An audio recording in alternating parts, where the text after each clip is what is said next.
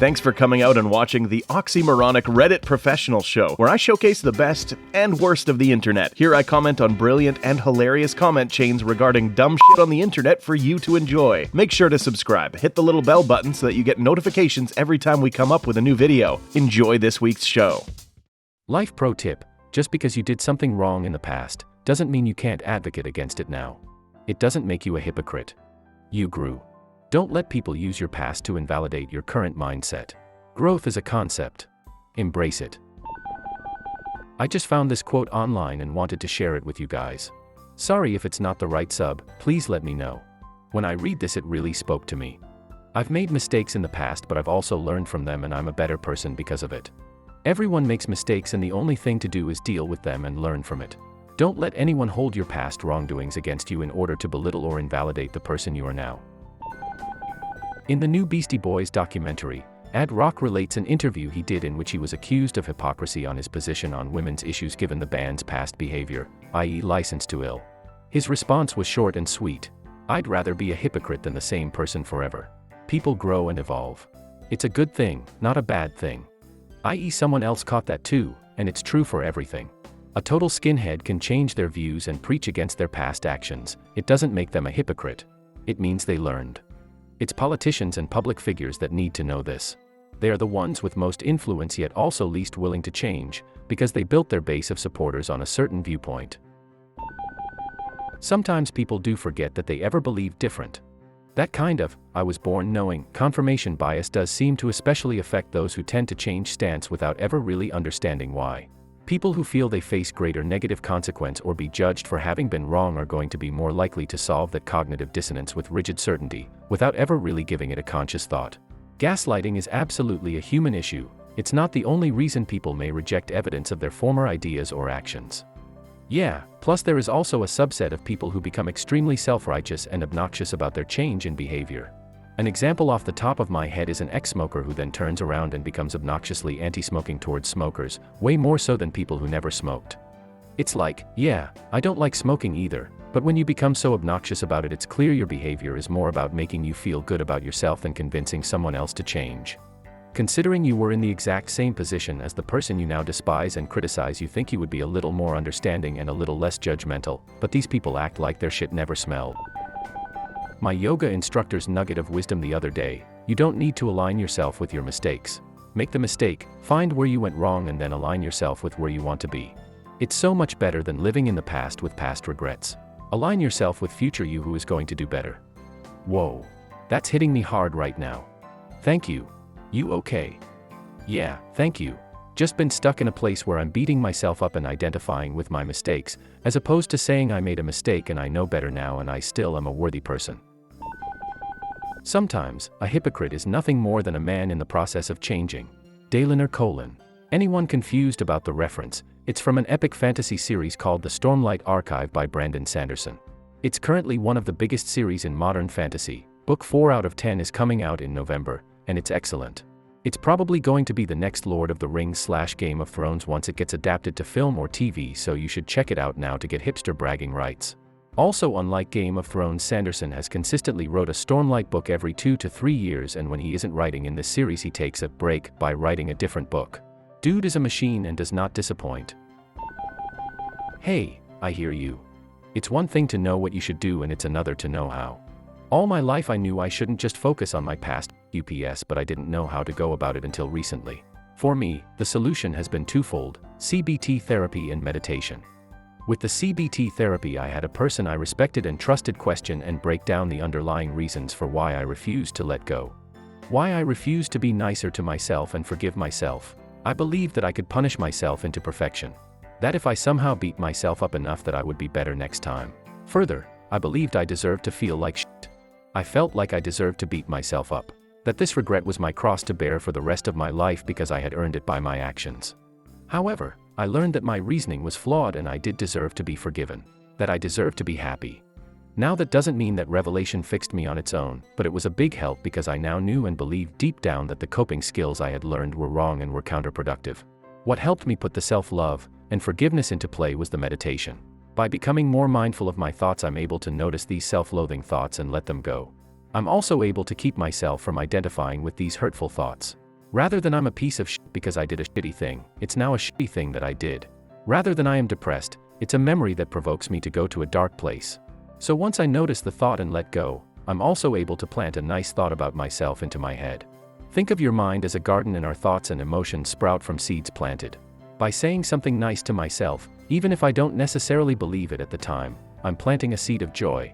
Because joy/happiness isn't something that just lands in your lap. Especially after years of negative self-talk. You have to plant those seeds and cultivate them.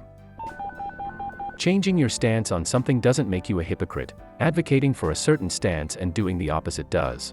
People think you have to choose a side and that's it, you can't change, but you can. Just don't go around saying, don't take drugs, and then go do a bunch of drugs. That's hypocritical. This needs to be higher. I think people not understanding the meaning of hypocrite is part of the problem. Yeah, exactly. I feel like this thread has turned into some kind of bizarre, hypocrite apologist convention or something. When I was young, we had speakers come to our school and talk to the students about not doing drugs, not getting involved in gangs, etc. They were all former drug addicts who were clean now. Or former gang bangers, reformed criminals, etc. I'm sure many other schools had similar programs. You know how many people called these speakers hypocrites? Absolutely zero. Absolutely no one. Because they're not. Because of course you're allowed to grow as a person. Of course your views are allowed to evolve. Of course you can learn from mistakes, and pass on the lessons you learned to others. I just don't see these types of people being labeled hypocrites. I see how, in theory, they could be. And yes, that would be incorrect.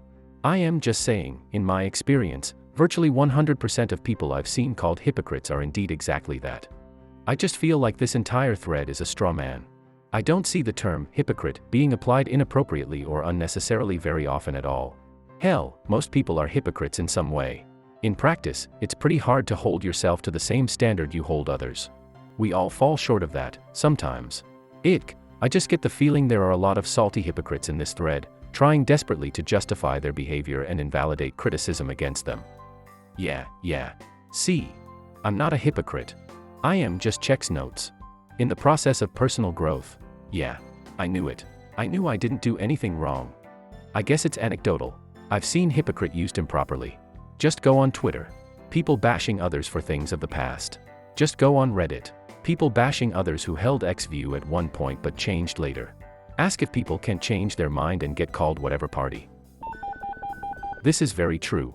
People need to be allowed to change.